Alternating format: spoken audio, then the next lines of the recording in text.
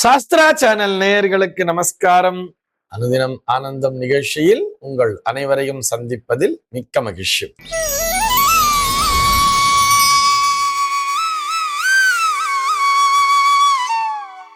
இன்று 23/8/2026 இந்த நாள் குறித்து பஞ்சாங்கம் என்ன சொல்றதுன்னு பார்க்கலாம் வாங்கோ. இன்றைய தினம் பராபவ வருடம் ஆவணி மாதம் 6ஆம் தேதி ஞாயிற்றுக்கிழமை. திதி பார்த்தோம்னா வளர்பிறை ஏகாதசி திதி. நாளைய தினம் அதிகாலை 4:19 வரைக்கும் இருக்கு. அதனை தொடர்ந்து வளர்பிறை துவாதசி திதியானது வந்து விடுகிறது. இன்னைக்கு நட்சத்திரம் பார்த்தோம்னா மூலம் நட்சத்திரம் மாலை 5:42 வரைக்கும் இருக்கு. அதனை தொடர்ந்து பூராடம் நட்சத்திரம் என்பதும் வந்து விடுகிறது. மாலை 5:42 வரை, அதாவது மூலம் நட்சத்திரம் இருக்கின்ற வரை இந்த நாளானது ஒரு அமிர்த யோகம் கூடிய நாளாக இருக்கிறது. அதனை தொடர்ந்து சித்த யோகம் என்பதும் வந்து விடுகிறது. இது போக பஞ்சாங்கத்திலே வரக்கூடிய யோகம் அப்படின்னு சொல்லி பார்த்தோம்னா இன்றைக்கு பிரீத்தி அப்படிங்கிற ஒரு நாம யோகத்தை கொடுத்திருக்கா. கரணம் பார்த்தோம்னா வணிஜை அப்படிங்கிற ஒரு கரணத்தை கொடுத்திருக்கா. இந்த நாளானது ஒரு கீழ்நோக்கு நாளாக அமைந்திருக்கிறது. இன்னைக்கு என்ன ஸ்பெஷல் அப்படின்னு சொல்லி பார்த்தோம்னா இன்றைய தினம் பஞ்சாங்கத்திலே ஸ்மார்த்த ஏகாதசி அப்படிங்கிறத கொடுத்திருப்பா.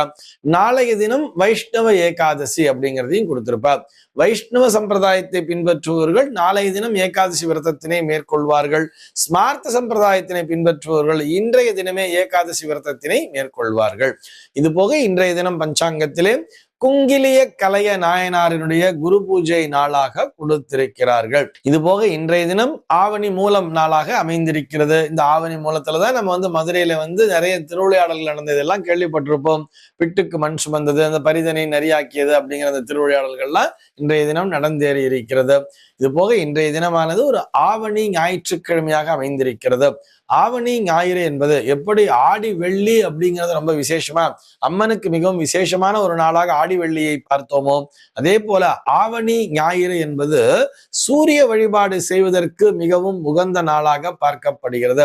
ஆக இன்றைய தினம் அவசியம் எல்லோரும் சூரிய நமஸ்காரத்தினை மேற்கொள்ள வேண்டியது. இது போக இன்றைய தினம் வாஸ்து புருஷன் நித்திரை விடுதல் நாளாக அமைந்திருக்கிறது.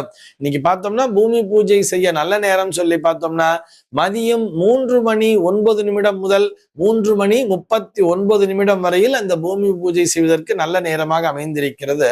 சார் எப்பயுமே அதெல்லாம் காலையில தானே பண்ணுவாங்கன்னு சொன்னா, ஆவணி மாதத்தில் மட்டும் வாஸ்து புருஷன் நித்திரை விடுதல் என்பது அது மதிய நேரத்தில் தான் சம்பவிக்கும். அதை கொண்டுதான் அந்த கால்குலேஷன் வச்சுதான் இன்றைக்கான நேரம், அந்த பூமி பூஜை செய்வதற்கான நேரம் என்று மதியம் 3:09 முதல் 3:39 வரையில் கொடுத்திருக்கிறோம்.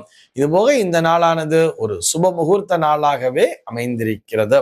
சென்னையை பொறுத்தவரை இன்றைய தினத்தினுடைய சூரிய உதயம் என்பது காலை 6 மணிக்கும் சூரிய அஸ்தமனம் என்பது மாலை 6:22 சம்பவிக்கிறது. இன்றைய தினத்தினுடைய நல்ல நேரம் சொல்லி பார்த்தோம்னா காலை 7 மணி முதல் 8 மணி வரையிலும், மதியம் 2 மணி முதல் 3 மணி வரையிலும் நல்ல நேரமே. சென்னையை பொறுத்தவரை இன்றைய தினத்தினுடைய ராகு காலம் என்பது மாலை 4:49 முதல் 6:22 வரையிலும், யமகண்டம் என்பது மதியம் 12:11 முதல் 1:44 வரையிலும், குளிகை காலம் என்பது மதியம் 3:16 முதல் மாலை 4:49 வரையிலும் சம்பவிக்கிறது. தினாந்தம் பார்த்தோம்னா இன்றைய தினம் இரவு 1:38 கொடுத்திருக்கா. சூலம் பார்த்தோம்னா இன்றைக்கு மேற்கே சூலம் பகல் 10:57 வரையில் அந்த சூல தோஷம் என்பது உண்டு. அதற்குரிய பரிகாரமாக வெள்ளம் தானம் விடுத்து விட்டு மேற்கு திசையை நோக்கி பயணிக்கலாம் அப்படிங்கிறதையும் சொல்லி இருக்கா. இன்றைய தினத்தினுடைய ஆன்மீக தகவலாக, இது ஆன்மீக தகவல் சொல்றதை விட ஒவ்வொரு ஞாயிற்றுக்கிழமைனாலுமே நம்ம கதை நேரம் அப்படிங்கிறத பார்த்துட்டு வரோம் இல்லையா. அந்த வரிசையில இன்னைக்கு என்ன கதையை பார்க்க போறோம் சொல்லி பார்த்தோம்னா குழந்தையும் தெய்வமும் அப்படிங்கிற தலைப்புலதான் பார்க்க போறோம். இந்த கதை பெரும்பாலும் நாம் அனைவரும் கேள்விப்பட்ட கதை தான். இருந்தாலும் சமீப காலமாக அந்த கதையிலே சொல்லப்பட்ட கருத்துக்களை மறந்து விட்டிருக்கிறோம்.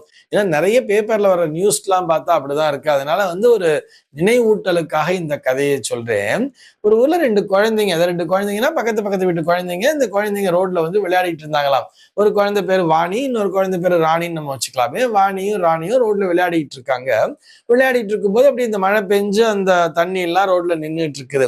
அந்த தண்ணியை போய் தொட்டு விளையாடுறதுக்காக அந்த வாணிங்கிற குழந்தை போகுது. இந்த ராணி வந்து ஐயோ அந்த தண்ணிக்கு எல்லாம் போகாதே, அதுல போய் கால் வைக்காதே, அதுல எல்லாம் கால் வச்சுன்னா நமக்கு ஒரு நோய் வரும்னு சொல்லிட்டு அம்மா சொல்லியிருக்காங்க எங்க அம்மா அப்படிங்கிற மாதிரி சொல்லுது.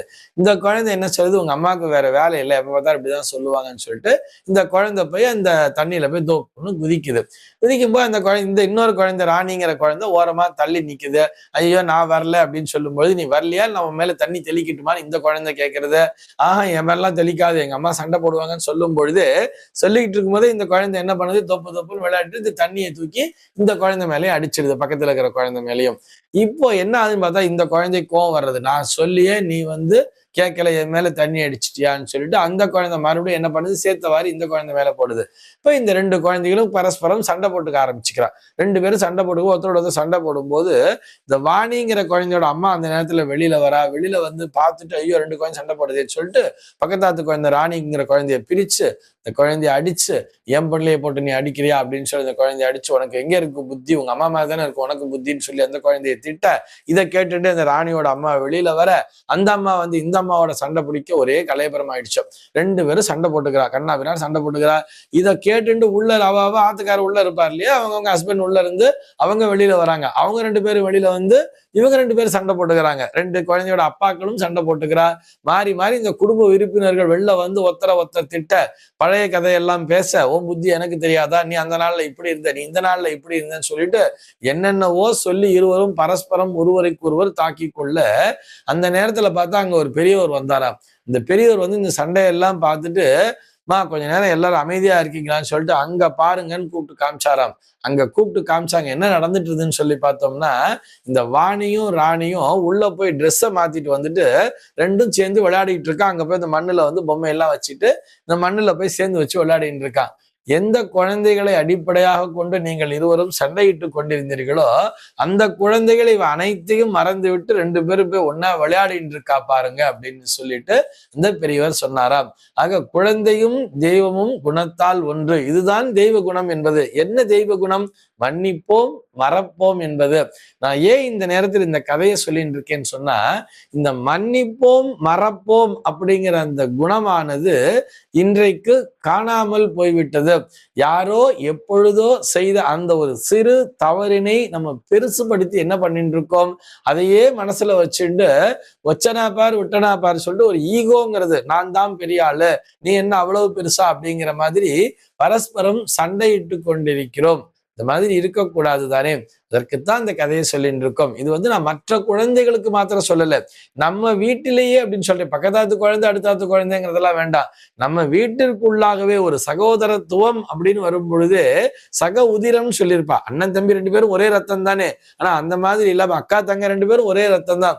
ஆனா ஏதோ ஒரு சொத்து பிரச்சனைன்னு வரும்பொழுது எவ்வளவு சண்டை போட்டுக்கிறா. 2 பேரும் பரஸ்பரம் கோர்ட்டு கேஸ்ன்னு அடிச்சுட்டு போய் ஒரு தம்பி மேலேயே அக்கா போய் கேஸ் கொடுக்கறது, இல்ல அக்கா மேல தம்பி போய் கேஸ் கொடுக்கறது சொல்லிட்டு நிறைய ஜாதகங்கள் வருதுல, நிறைய பேரை பாக்குறோம். என் மேல என் தம்பி கேஸ் போட்டிருக்கான்னு சொல்லிட்டு வந்து அவங்க வந்து நிக்கிறாங்க. இப்படி எல்லாம் வந்து எவ்வளவோ பிரச்சனைகளை பார்க்கிறோம். பரஸ்பரம் விட்டு கொடுத்து செல்வதுதானே வாழ்க்கை. அன்போடு வாழ்வோம், வளமுடனும் வாழ்வோம். இந்த தகவலோடு இன்றைய தினம் உங்களிடமிருந்து நான் விடைபெற்றுக் கொள்கிறேன். மீண்டும் உங்கள் அனைவரையும் நாளைய தினம் ஒரு புதிய தகவலோடு சந்திக்கிறேன். அன்பர்கள் அனைவருக்கும் அனுதினமும் ஆனந்தமாய் அமைய பிரார்த்திக்கிறேன்.